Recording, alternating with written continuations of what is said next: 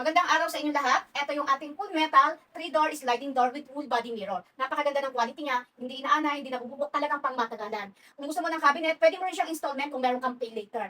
Ito yung kanyang full body mirror. Ayan, napakalinaw. Ito yung hanging rod natin para kung halimbawa yung mga damit nyo, hindi nalulukot. Kung gusto nyo yung mga dress nyo, nakalagay dyan. Sobrang sulit niya kasi marami kang mailalagay na hangiran dito. Meron tayong shelf at meron po tayong drawer. Ayan, yung drawer natin, pwede nyo ilagay yung mga underwear dyan. And then, ito naman po yung kanyang isa pang hanging rod. Ayan. Pwede nyo ilagay yung mga pants nyo dyan. Ayan. Ito naman guys, yung ating shelf. May shelf din po dito. Para kung halimbawa marami kayong gamit, marami kayong damit, dyan nyo ilagay yung mga dito po yung damit natin.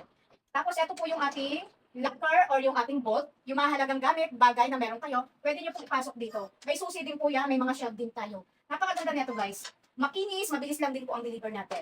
Ayan, may guide naman po yan kung paano siya buuin kasi may kasama po siyang manual. Ito yung ating instruction, yung guide natin. And then kapag medyo nalilito kayo sa pagbuo, pwede nyo i-scan yung QR code. Kasama din po ito dyan sa cabinet natin.